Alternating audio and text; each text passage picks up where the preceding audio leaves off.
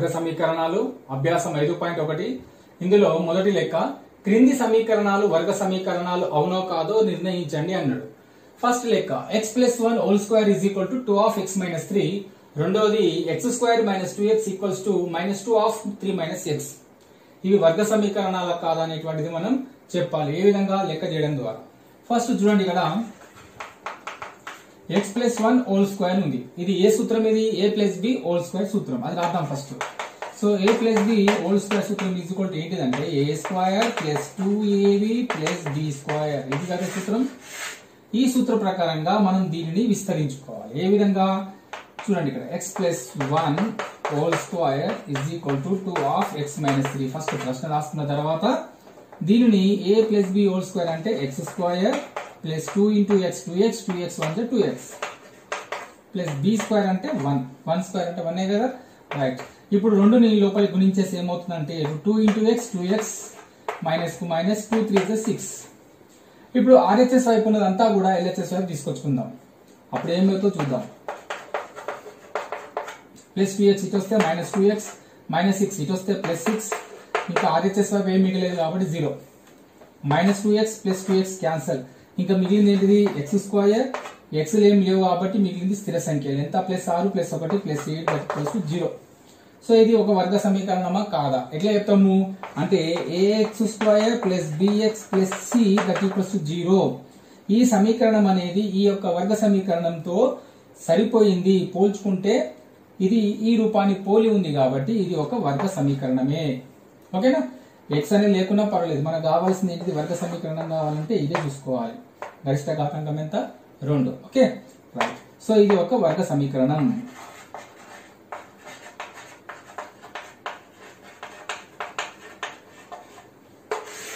Okay, రెండో చూద్దాం. x² - 2x RHS వైపు ఏముంది? -2 of 3 - x. దీన్ని దీంతో గుణించాలి. ఏ విధంగా? -2 × 3 -6 6 కదా, right. Minus into minus plus 2 × x 2x. ఇప్పుడు మళ్ళీ ఏం చేయాలి? RHS వైపు ఉన్నదంతా కూడా LHS వైపు తీసుకొచ్చుకోవాలి. x² - 2x + 2x ఇటు వచ్చేస్తే -2x -6 ఇటు వస్తే +6. ఈ RHS వైపు ఏం మిగలేదు కాబట్టి 0. x² కి x² -2x -2x ఏమవుతుంది? -4x. ఇది +6 = 0. ఇది కూడా ఏ సూత్రాన్ని పోలి ఉంది? ax² + bx + c ఈ రూపాన్ని పోలి ఉంది కాబట్టి ఇది కూడా ఒక వర్గ సమీకరణమే. సో వర్గ సమీకరణం యొక్క రూపాన్ని పోలి ఉన్నటువంటిది ఏ సమీకరణం అయినా అది ఒక వర్గ సమీకరణాన్ని పోలి ఉంటుంది. సో వర్గ సమీకరణం అంటే ఘాతం ఏముండాలి? 2 ఉండాలి. ఓకేనా, రైట్. మూడోది x - 2 of x + 1 = x - 1 of x + 3. Fourth one x - 3 of 2x + 1 = x of x + 5. ఈ రెండు కూడా వర్గ సమీకరణాలు అవునో కాదో మనం ఇప్పుడు చేద్దాం. ఫస్ట్ ఏం చేయాలి? మనం ఇక్కడ x - 2 x + 1 రెండు లబ్ధంలో ఉన్నాయి కాబట్టి వాటిని మనం సూక్ష్మీకరించుకోవాలి. ఏ విధంగా? ఫస్ట్ x తీసుకుందాం. x తీసుకొని x + 1 తో గుణిద్దాం. ఈ విధంగా. ఓకే, తర్వాత -2 తీసుకొని x + 1 తో గుణించాలి. అదే విధంగా ఇది కూడా x తీసుకొని ఏం చేయాలి? మనం x + 3 తో గుణించాలి ఫస్ట్. ఆ తర్వాత -1 తీసుకొని x + 3 తో గుణించుకోవాలి. ఇప్పుడు x ని లోపల ఉన్న విలువలతో గుణించాలి. x × x x², x × 1 1x, -2 × x -2x, minus into plus -2 = 2. Next x × x x², x × 3 3x, -1 × x -x, minus into plus -3 ఓకేనా. ఇప్పుడు x² -2x + x అంటే మనకు వచ్చేది ఎంత? -x. -2 ఒకటి పోతే -1 కదా, x కి x. Next -2 x². నెక్స్ట్ ఇక్కడ +3x -x ఉంది. ఏం రాయాలి ఇక్కడ? +2x. 3 ఒకటి పోతే 2 కదా, రైట్. -3. ఇప్పుడు ఈ విలువలన్నీ కూడా LHS వైపు తీసుకొచ్చుకుందాం. x² -x -2, x² ఇక్కడ వస్తే -x², +2x ఇక్కడ వస్తే -2x, -3 ఇటు వస్తే +3. ఇంకా RHS లో మిగిలింది 0, ఏం లేదు. ఇప్పుడు +x² -x² క్యాన్సల్. ఎప్పుడైతే గరిష్ట ఘాతాంకము 2 క్యాన్సల్ అయిపోయిందో ఇది వర్గ సమీకరణం కాదు అని చెప్పి మనం తెలిసిపోతాం కదా. రైట్, అయినా కూడా లెక్క పూర్తిగా చేయాలి కదా. -x -2x మొత్తం ఎంత అవుతుంది మనకు? -3x. సో -3x -2 + 3 ఎంత? +1, that equals to 0. మరి ఇది ax² + bx + c = 0 రూపంలో లేదు. ఇది ax² + bx + c = 0 రూపంలో ఉందా అంటే లేదు. ఇది ఒక రేఖీయ బహుపది రూపంలో ఉంది. ఇది ఒక వర్గ బహుపది. సో ఇది ఈ రూపంలో లేదు కాబట్టి ఇది ఒక వర్గ సమీకరణం కాదు.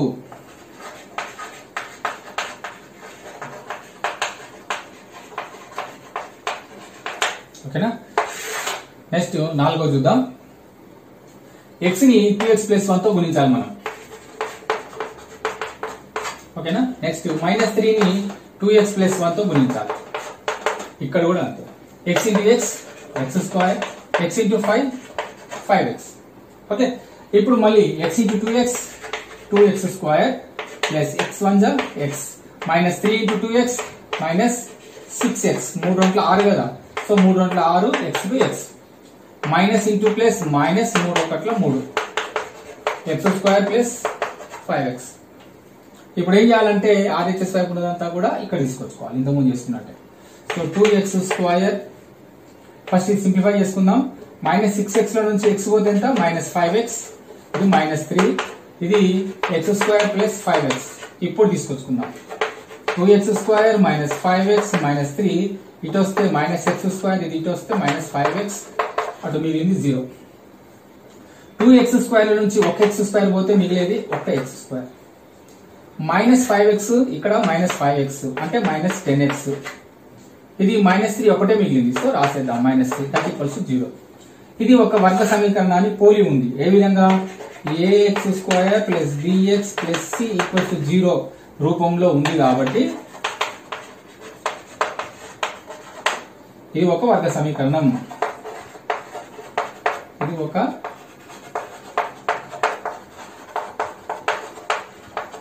ఒక వర్గ సమీకరణం. ఓకే, నెక్స్ట్ 5వ చూద్దాం. 5వది 2x - 1 of x - 3 = x + 5 of x - 1. ఇంకొకటి x² + 3x + 1 = x - 2 whole square. So మనం ఈ రెండు లెక్కలు కూడా వర్గ సమీకరణాల కాదా అనేటువంటి విషయాన్ని మనం చేయడం ద్వారా చెప్పాలి. అంతేగాని పైన ఉన్నటువంటి పరిమాణం ఇక్కడ చూసి ఈ 2 ఉంది కదా అని చెప్పి అది వర్గ సమీకరణం చెప్పడానికి వీల్లేదు. లెక్కను పూర్తిగా చేసిన తర్వాతే అది వర్గ సమీకరణమా కాదా అనేటువంటి విషయాన్ని మనం నిర్ణయించాలి. ఎప్పుడు నిర్ణయిస్తాం? దాని యొక్క పరిమాణం అనేటువంటిది 2 ఉన్నట్టయితే అది వర్గ సమీకరణం అవుతుంది అనమాట. ఓకే, ఫస్ట్ ఈ లెక్క చూద్దాం. 2x - 1 of x - 3. 2x - 1 of x - 3 లెక్క రాద్దాం ఫస్ట్ కదా.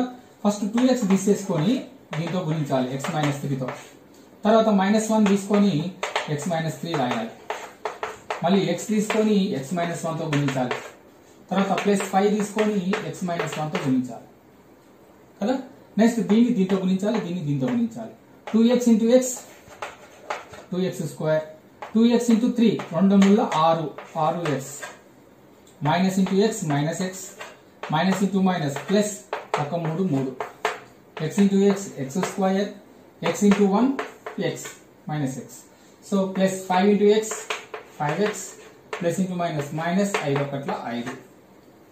ఇప్పుడు మనం ఏం చేద్దామంటే 2x² rx మరియు x రెండు మైనస్ లో ఉన్నాయి కాబట్టి కూడాలి. -rx - x -7x plus 3 x² కి x² ప్లస్ 5x - x ఒకటి ప్లస్ ఒకటి మైనస్ ఉంది కాబట్టి తీసేయాలి. 5 ఇట్లకి ఒకటి పోతే 4 ప్లస్ 4x -5. ఇప్పుడు RHS వైపు ఉన్నదంతా కూడా LHS వైపు తీసుకొచ్చుకోవాలి. So 2x² -7x plus 3 minus ఇటు వస్తే -x², ఇది ఇటు వస్తే -4x, ఇది ఇటు వస్తే +5. ఇప్పుడు 2x² - x² కదా, 2x² వెళ్ళి 1x² పోతే 1x² మిగులుతుంది. అయిపోయింది. నెక్స్ట్ x చూద్దాం. -7x -4x రెండు మైనస్లే ఉన్నాయి కాబట్టి కూడుకొని గుర్తు మాత్రం మైనస్ పెట్టాలి. 7 4 ఎంత 11 -7x మిగిలింది స్థిర సంఖ్యలు 3 మరియు 5 రెండు ప్లస్ లో ఉన్నాయి కాబట్టి గుర్తు ప్లస్ పెట్టి కూడేయాలి. 3 5 8. సో దీని యొక్క పరిమాణం ఎంత 2. పరిమాణం 2 ఉంది కాబట్టి అది ఒక వర్గ సమీకరణం. చూడండి ఇక్కడ ax² plus bx plus c equals 0 రూపాన్ని కలిగి ఉంది. కావున ఇది వర్గ సమీకరణం. ఓకేనా? నెక్స్ట్ ఇది చేద్దాం. ఆరోది x² plus 3x plus 1 equals to x minus 2 whole square అంటే a minus b whole square రూపంలో ఉంది. a minus b whole square సూత్రం తెలుసు కదా మీకు, ఇక్కడ రాస్తున్నా. a minus b whole square is equal to a² minus 2ab plus b². ఇది సూత్రం. సో మనం దీనిని విస్తరించుకోవాలి, సూత్ర రూపంలోకి మనం విస్తరించుకోవాలి. ఫస్ట్ దీన్ని స్క్వేర్ చేయాలి కదా, x² minus 2ab 2 into x 2x into 2 4x last లో ప్లస్ b² అంటే 2² అంటే ఎంత 4. ఇప్పుడు మనం ఏం చేయాలి, RHS వైపు ఉన్నదంతా కూడా LHS వైపు తీసుకొచ్చుకోవాలి. x² plus 3x plus 1 x² ఇటు వస్తే మైనస్ x² మైనస్ 4x ఇటు వస్తే ప్లస్ 4x ప్లస్ 4 ఇటు వస్తే మైనస్ 4. ఈ RHS వైపు ఏముండదు, అన్ని ఇటువైపు తరలి వచ్చినాయి కాబట్టి 0. x² minus x² cancel. 3x plus 4x ఎంత 7x ప్లస్ 1 మైనస్ 4 అంటే ఎంత మైనస్ 3 దట్ ఈక్వల్స్ టు 0. మరి ఇది వర్గ సమీకరణం అంటే కాదు. ఎందుకు అంటే దీని పరిమాణం 1. సో పరిమాణం 1 ఉంటే వర్గ సమీకరణం అవుతుందా? కాదు. సో ఇది ax² plus bx plus c equals 0 రూపంలో లేదు. కావున ఇది వర్గ సమీకరణం అనబడదు. ఓకేనా? రైట్. నెక్స్ట్ ఏడోది x plus 2 whole cube is equal to 2x of x² minus 1. ఈ లెక్క చేద్దాం. ఇక్కడ a plus b whole cube సూత్రాన్ని మనం ఇప్పుడు ఉపయోగించాల్సి ఉంటుంది. దానికోసం ఫస్ట్ సూత్రం రాద్దాం. a plus b whole cube is equal to a cube plus 3a² b plus 3ab² plus b cube. ఇది సూత్రం. ఓకేనా? రైట్. ఫస్ట్ ఇక్కడ ఇది a ఇది b అనుకున్నట్టయితే a క్యూబ్ విస్తరించుకోవాలి కదా. a క్యూబ్ అంటే x³ ప్లస్ 3 a² అంటే ఏంది, దీని స్క్వేర్ వేయాలి x². b అంటే ఏది 2 ఇంతేనా? రైట్. ప్లస్ 3 a అంటే ఏది x, b² అంటే ఏంది, రెండును స్క్వేర్ వేయాలి. ఓకే. ప్లస్ b క్యూబ్ అంటే ఏంది, రెండును క్యూబ్ చేయాలి. ఇప్పుడు లెక్క చేద్దాం. ఇంకా ఇది ఉంది కదా, is equal to 2x into x² 2x³ minus కు మైనస్ 2x ఇంటూ 1 2x. ఇప్పుడు దాన్ని మనం సింప్లిఫై చేద్దాం. x³ 2 ముళ్ళ 6 6x². ఓకేనా? ప్లస్ 2² అంటే ఎంత 4 ముళ్ళ 12 12x కదా. Plus 2³ 2 2 4 4 2 8 2x³ minus 2x. ఇప్పుడు మనం ఏం చేద్దామంటే దీన్ని ఇది తీసుకొచ్చి దీని పక్కన రాద్దాం. ఏ విధంగా x³ plus 6x² plus 12x plus 8 ఇది ఇక్కడ వస్తే మైనస్ 2x³ ఇది ఇటు వస్తే ప్లస్ 2x. ఇంకా అక్కడ మిగిలింది 0. చూద్దాం. ఇక్కడ x³ ఉంది, ఇక్కడ మైనస్ 2x³ ఉంది. సో మనకి ఇక్కడ రాయాల్సింది ఏంటిది, మైనస్ పెద్దది ఉంది కాబట్టి మైనస్ మైనస్ పెట్టుకున్నాం. రెండింటికి వెళ్ళి ఒకటి పోతే 1 మైనస్ x³. ఏం లేదు, మైనస్ 2లోకి వెళ్ళి 1 పోతే ఎంత మైనస్ 1 మైనస్ 1. x³ లో ఉంది కాబట్టి x³ మైనస్ 1 x³ బదులు జస్ట్ x³ రాస్తే సరిపోతుంది. x² ఇంకేం లేదు, జస్ట్ ఒకటే 6x². x లో ఏమున్నాయి, ఇదొకటి ఉంది ఇదొకటి ఉంది. 12x 2x ఎంత 14x. ఓకే. నెక్స్ట్ మిగిలింది ప్లస్ 8. ఇంకేమైనా ఉందా, ఏం లేదు, జస్ట్ ప్లస్ 8 దట్ ఈక్వల్స్ 0. మరి దీని యొక్క పరిమాణం ఎంత ఉంది, 3 ఉంది. పరిమాణం 3 ఉంది కాబట్టి అది వర్గ సమీకరణం కాదు, ఘన సమీకరణం అవుతుంది. కాబట్టి ఇది వర్గ సమీకరణం కాదు. కాబట్టి x² plus bx plus c equals 0తో పోలి లేదు. దీని పరిమాణం 3 కావున వర్గ సమీకరణం కాదు, ఇది ఒక ఘన సమీకరణం అన్నమాట. ఓకే, పక్కన పెడదాం. నెక్స్ట్ 8వ చూద్దాం. x³ minus 4x² minus x plus 1 equals to x minus 2 whole cube. ఇక్కడ మనం ఉపయోగించిందేమో a plus B whole cube సూత్రము. ఇక్కడ మనం ఉపయోగించాల్సిన సూత్రం ఏంటిదంటే జస్ట్ ఇక్కడ minus a minus B whole cube సూత్రం మనం రాయాలి. ఫస్ట్ రాసుకుందాం. a minus B whole cube is equal to a cube minus 3ab square 3a square b plus 3ab square minus b cube. ఇది సూత్రం. ఓకే, ఇప్పుడు మనం ఏం చేద్దామంటే దీనిని ఈ రూపంలోకి విస్తరించుకోవాలి. ఇది యాజ్ ఇట్ ఈజ్ గా రాద్దాం. ఫస్ట్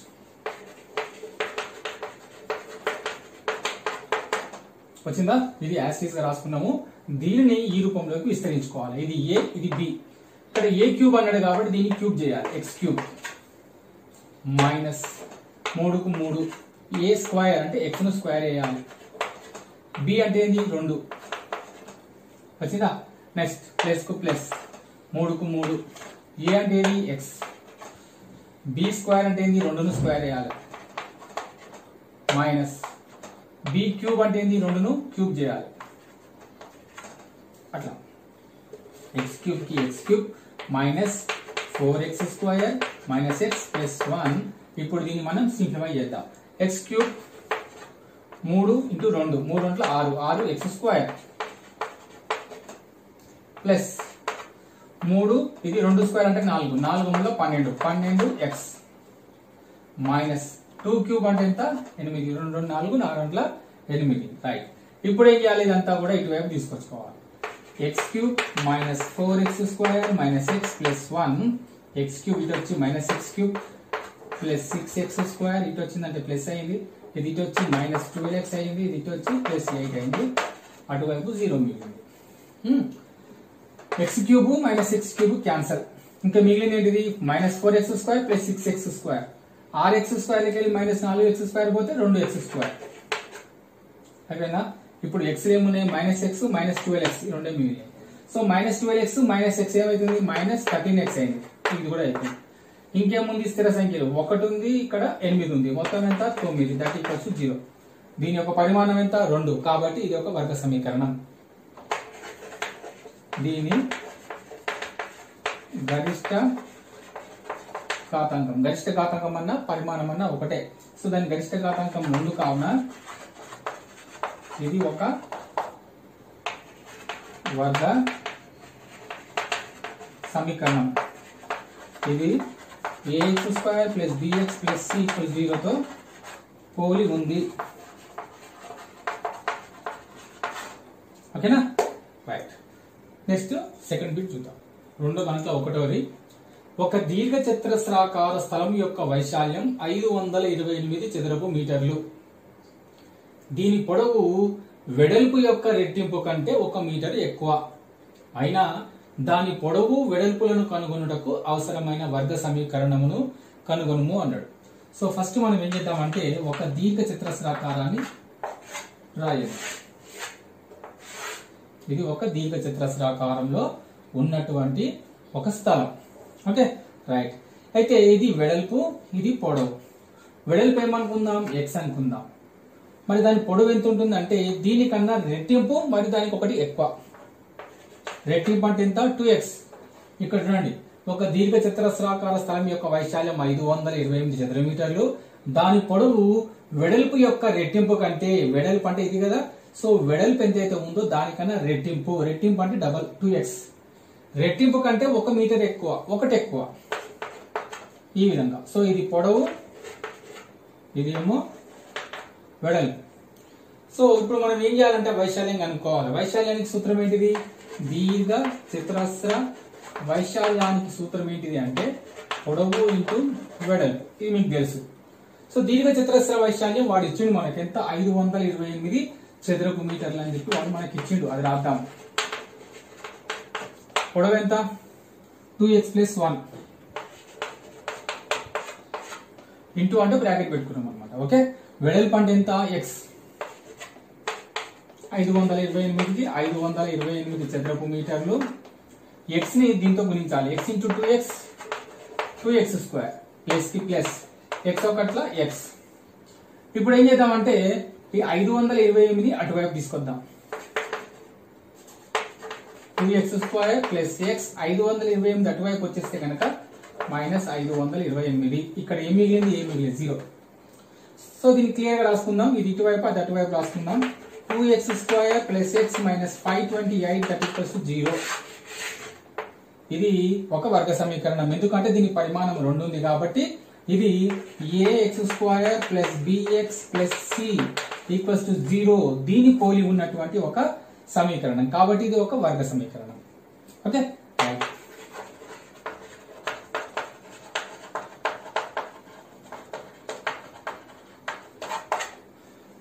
నెక్స్ట్ రెండో లెక్క చూద్దాం. రెండోది, రెండు వరుస ధనపూర్ణ సంఖ్యల లబ్ధం 306 అయిన ఆ సంఖ్యలను కనుగొనుటకు అవసరమయ్యే వర్గ సమీకరణమును కనుగొనుము లేదా రాయము అన్నాడు. సరే, ఇక్కడ రెండు వరుస సంఖ్యలు అంటే ఏం చేయాలి, మనం ఏ విధంగా రాసుకోవాలి, అవి మనకి ఇవ్వలేదు కాబట్టి x అనుకుందాం. రాద్దాం. రెండు వరుస ధనపూర్ణ సంఖ్యలు, మొదటి సంఖ్య మనకి తెలియదు కాబట్టి దాన్ని x అనుకుందాం. ఆ తర్వాత వచ్చే సంఖ్య ఏ విధంగా ఉంటుంది, ఆ సంఖ్యకు ఒకటి కలిపితే ఆ తర్వాత వచ్చే సంఖ్య అవుతుంది అనమాట. కాబట్టి దాన్ని ఏమనుకుందాం, x+1 అనుకుందాం. అయితే వాడు ఏమన్నాడు, రెండు వరుస ధనపూర్ణ సంఖ్యల లబ్ధం, ఈ రెండు వరుస సంఖ్యల యొక్క లబ్ధము 306కు సమానం అంటుంది. కాబట్టి ఆ విషయం ఇక్కడ రాద్దాం. ఆ ధనపూర్ణ సంఖ్యల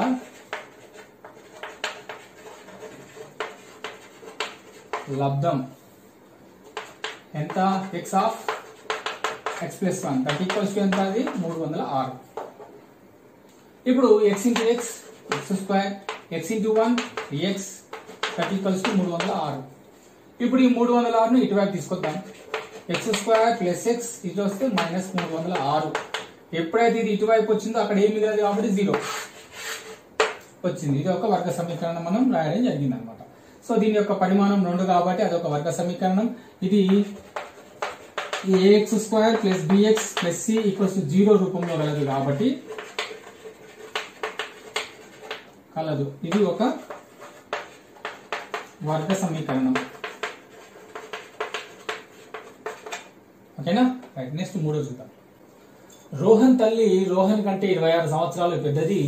3 సంవత్సరాల తర్వాత వారిద్దరి వయస్సుల లబ్ధం 360 అయినా రోహన్ యొక్క ప్రస్తుత వయస్సును కనుగొనుటకు అవసరమయ్యే వర్గ సమీకరణం రాయము అన్నాడు. రోహన్ వయసు ఎంతో మనకు తెలియదు కాబట్టి రోహన్ వయసుని మనం x సంవత్సరాలు అనుకుందాం. ఓకే, ఫస్ట్ చూద్దాం. రోహన్ వయస్సు x సంవత్సరాలు. ఓకే, మరి రోహన్ తల్లి వయసు ఎంత, అది ఇక్కడ రాద్దాం. రోహన్ తల్లి వయస్సు అంటే రోహన్ వయసు కంటే 26 సంవత్సరాలు పెద్దది. రోహన్ వయసు ఎంత మరి, x. అతని కంటే ఎన్ని సంవత్సరాలు పెద్దది, 26 సంవత్సరాలు పెద్దది కాబట్టి ఈ విధంగా రాస్తాం. నెక్స్ట్ 3 సంవత్సరాల తర్వాత అన్నాడు. 3 సంవత్సరాల తర్వాత వారిద్దరి వయసుల లబ్ధం. సో ఫస్ట్ 3 సంవత్సరాల తర్వాత వాళ్ళ వయసు ఎంతో ఫస్ట్ మనం కనుక్కోవాలి కదా. సో 3 సంవత్సరాల తర్వాత రోహన్ వయసు చూద్దాం ఎంత అవుతుందో. రోహన్ వయస్సు అప్పుడున్న వయసు కంటే ఒక 3 సంవత్సరాలు పెరుగుతుంది, అంతే కదా. So x+3. వాళ్ళ అమ్మ వయసు కూడా 3 సంవత్సరాలు పెరుగుతుంది. రోహన్ తల్లి వయస్సు x+26, ఇది అప్పటి వయసు, ఇంకొక 3 సంవత్సరాలు పెరిగింది అంటే x+29. అది వాళ్ళ అమ్మ వయసు, రోహన్ వాళ్ళ అమ్మ వయసు. అయితే వాడన్నది ఏంటిది, లెక్కలో 3 సంవత్సరాల తర్వాత వారిద్దరి వయస్సుల లబ్ధం ఏమన్నాడు, లబ్ధం అన్నాడు. అంటే ఈ రెండింటిని మనం గుణించినట్టయితే అది దేనితో సమానం, 360తో సమానం అన్నాడు. సో ఇక రాద్దాం. వారిద్దరి వయస్సుల లబ్ధం ఎంత, 360. కావున దాన్ని మనం ఏ విధంగా రాసుకోవచ్చు, వాళ్ళ వయసు ఏంటివి, రోహన్ది x+3, వాళ్ళ అమ్మదేమో x+29. ఆ రెండింటిని మనం ఏం చేయాలి, గుణించాలి. x+3 of x+29. వాళ్ళిద్దరి వయసుల లబ్ధం ఎంత అన్నాడు, 360 అన్నాడు కదా, అది రాద్దాం. ఇప్పుడు ఈ రెండింటిని గుణించాలి. x ను x+29తో, 3ను x+29తో గుణించాలి. ఏ విధంగా, ఈ విధంగా x+29 +3 రాసుకొని మళ్ళీ x+29 29 that equals to 360. X into x, x square. X into 29, 29x plus 3 into x, 3x. 3 into 9, 3 9 27, 3 6 7 8. వచ్చిందా? ఇప్పుడు x స్క్వేర్ కి x స్క్వేర్ రాద్దాం ప్లస్ 29x ప్లస్ 3x 29 కి 3 కలిపితే ఎంత 32 వచ్చిందా? Next plus 87 is equal to ఎంత 360. ఇప్పుడు ఏం చేయాలంటే 360 ని ఇటువైపు తీసుకొచ్చుకోవాలి.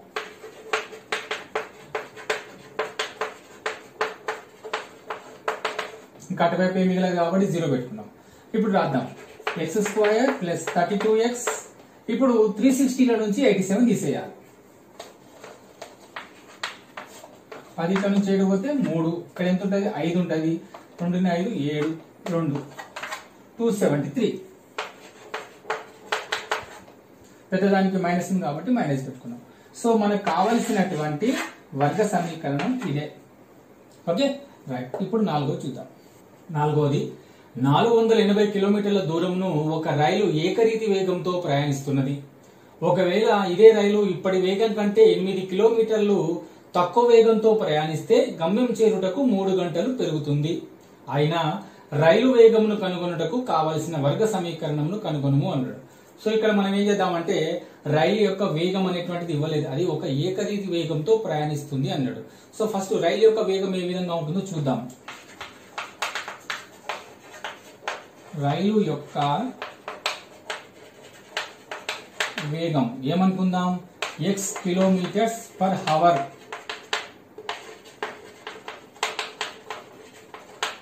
అనుకుందాం. Okay right. సో 480 కిలోమీటర్ల దూరంను ప్రయాణిస్తున్నటువంటి ఆ రైలు ఏకరీతి వేగంతో, ఆ వేగం ఇవ్వలేదు కాబట్టి ఆ వేగాన్ని మనం x కిలోమీటర్లు అనుకున్నాం. సో దూరం ఇచ్చేసి వాడు ఇచ్చిండు, దూరం రాద్దాం. దూరం ఎంత 480 కిలోమీటర్లు. సో మనకేం కావాలి ఇప్పుడు, కాలం కావాలి కదా. సో కాలం అంటే సూత్రం మనకు తెలుసు, ఏంటిది దూరము బై వేగము. ఓకే సో ఇప్పుడు రాద్దాం. 480 కిలోమీటర్ల దూరం ప్రయాణం చేయాలంటే పట్టే కాలం రైలుకు ఎంత, దూరం వచ్చేసి 480 కిలోమీటర్లు బై వేగం ఎంత x అనుకున్నాం కదా, x కిలోమీటర్స్ పర్ హవర్. ఇది ఫస్ట్. ఇది అయితే ఆ రైలు వేగం ఏమైందంటే మునుపటి వేగం కంటే 8 కిలోమీటర్లు తగ్గిందంట. సో ఇప్పుడు మనం రాద్దాం. రైలు వేగం ఇప్పుడు ఏమైంది, తగ్గింది. ఎంత తగ్గింది, 8 కిలోమీటర్లు తగ్గిన వేగం తగ్గితే ఏం రాసుకోవచ్చు మనం ఇక్కడ, x minus 8 kilometres per hour. ఓకేనా, ఇప్పుడు ఇదే విధంగా రాసుకున్నాం. దూరం అదే దూరం 480 కిలోమీటర్ల దూరం అనమాట, అదే దూరం. ఒకవేళ వేగం అనేటువంటి తగ్గితే 8 కిలోమీటర్లు తగ్గితే అదే దూరం ప్రయాణం చేయడానికి ఎంత సమయం పడుతుంది. Okay right. 480 కిలోమీటర్లు దూరం ఉంది. కాలం ఎంత, సూత్రం రాయాలి, దూరము బై వేగం. సో దూరం ఏంటిది ఇక్కడ 480 బై వేగం ఎంత x మైనస్ 8. ఎందుకు x మైనస్ 8 రాసుకున్నాం ఇక్కడ, చూడండి రైలు యొక్క వేగము 8 కిలోమీటర్లు తగ్గింది, మునుపటి కంటే 8 కిలోమీటర్లు తగ్గింది కాబట్టి x మైనస్ 8 అనేది రాసుకున్నాం అనమాట. ఓకే ఇప్పుడు ఏం చేద్దామంటే ఇందులోనే వాడు ఇచ్చిండు, ఎప్పుడైతే వేగం తగ్గిందో గమ్యం చేరడానికి 3 గంటల సమయం పెరిగింది అనమాట. Okay right. So 480 by x minus 8, 8 గంటల వేగం తగ్గింది, కిలోమీటర్లు వేగం తగ్గింది అనమాట. తగ్గినప్పుడు ఏమైంది, మొదటగా ఉన్న వేగం ఏదైతే ఉందో 400 బై x ప్లస్ 3 అంటే 3 గంటల సమయం ఎక్కువ తీసుకుంటుంది అనమాట. నిదానంగా ప్రయాణిస్తున్నందుకు ఎక్కువ సమయం తీసుకుంటుంది అనమాట. సో సమయం పెరిగింది కాబట్టి ప్లస్. ఒకవేళ అది వేగంగా ప్రయాణించినట్టయితే కనుక సమయం తగ్గుతుంది కాబట్టి ఇక్కడ మైనస్ వస్తుంది. Okay right. ఇప్పుడు ఈ ఈక్వేషన్ మనం సాధిద్దాం. 480 బై x మైనస్ 8 ఇది ఇక్కడ రాసుకొని దీన్ని ఫస్ట్ సాల్వ్ చేద్దాం. దీన్ని ఏమనుకోవచ్చు, 3 బై 1 రాసుకోవచ్చు కదా. రైట్. కాసాని ఎంత x ఎక్స్ ఒకట్ల ఎక్స్ ఒకట్ల పోయింది కాబట్టి ఆ 1 480తో గుణిద్దాం. రైట్, ఇప్పుడు ఒక ఎక్స్ ఎక్స్ ఎక్స్ లో పోయింది, ఎక్స్ ఇంటూ 3 3x అయిపోయిందా. ఇప్పుడు ఎక్స్ ఇక్కడ ఇది ఇక్కడ గుణించేస్తే సరిపోతుంది. సో ఎక్స్ ఇంటూ 480 ఎక్స్ ఇది ఇక్కడ వచ్చేసింది. ఇప్పుడు దీన్ని ఇక్కడ తీసుకుపోవాలి. సో ఇక్కడ X minus 8 of 480 plus 3x ఈ విధంగా రాసుకోవాలి. ఇప్పుడు మనం ఏం చేద్దామంటే 480x అక్కడ పెట్టుకొని ఫస్ట్ దీన్ని సాల్వ్ చేసుకుందాం. ఎక్స్ ఇక్కడ పెట్టి ఏం చేయాలంటే ఈ మొత్తం చేత గుణిద్దాం. 480 plus 3x minus 8 480 plus 3x ఓకేనా. నెక్స్ట్ 480x ఇక్కడ రాసేసుకొని x into 480 480x plus 3x into x 3x square. Next minus 8 into 480 8 0 0 8 8 64 8 4 32 32 6 38 40 minus into plus minus 8 3 24 24x. ఇప్పుడు ఏం చేద్దామంటే ఇది కూడా అక్కడ తీసుకొచ్చేద్దాం. ఏమవుతుంది అప్పుడు 480x plus 3x square minus 38 40 minus 24x. ఇప్పుడు ఇది అటువైపు వచ్చేసి ఏమవుతుంది అంటే ప్లస్ ఉన్నది కాస్త మైనస్ అవుతుంది. So minus 480x plus 480x minus 480x రెండు క్యాన్సల్. ఇక్కడ ఏం మిగులుతుంది, ఏం మిగలదు 0. ఇప్పుడు ఈక్వేషన్ ఇక్కడ రాద్దాం.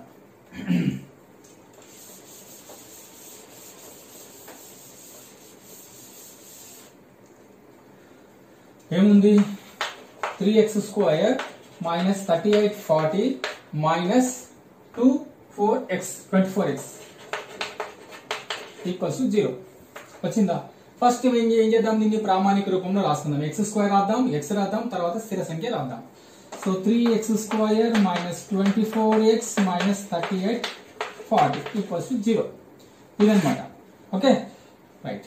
ఇప్పుడు దీన్ని మనం ఏమైనా క్యాన్సిల్ చేసుకోవాలంటే మౌనిక్ వర్గ సమీకరణంగా రాసుకోవాలంటే కూడా వీలైతే చేసుకోవచ్చు. ఏ విధంగా 3 కామన్ తీద్దాం. 3 కామన్ తీస్తే ఎక్స్ స్క్వేర్ ఇది 3 1 3 3 2 6 3 9 3 12 3 1 3 24 8గా రాసేసుకొని ఇక్కడ అయిపోతుంది. తర్వాత ఇది ఇందులో పోతుంది 3 1 3 2 6 3 24 0కు 0 ఈజ్ ఈక్వల్ టు 0. ఈ 3 అక్కడ పంపించేస్తే ఏమవుతుంది మనకు X square minus 8x minus 1280 equals 0. ఏం లేదు ఇక్కడ 3 అన్నిట్లో 3 ఉంది. మనము ఆ 3ను కామన్ తీయడం జరిగింది. 3 into X square 3x square minus కు మైనస్ 3 8 24 తర్వాత 3 1 3 3 2 6 2 మిగిలింది. సో 3 8 24 0కు 0 ఈజ్ ఈక్వల్ టు 0కు 0. ఈ 3 అనేది అటు పంపించేసి ఏమైతే 0 కిందికి వస్తుంది కాబట్టి దాని విలువ 0. సో మనకు వచ్చినటువంటి సమీకరణం ఏంటిది, X square minus 8x minus 1280. ఇది మనకు కావలసినటువంటి వర్గ సమీకరణం. Okay right.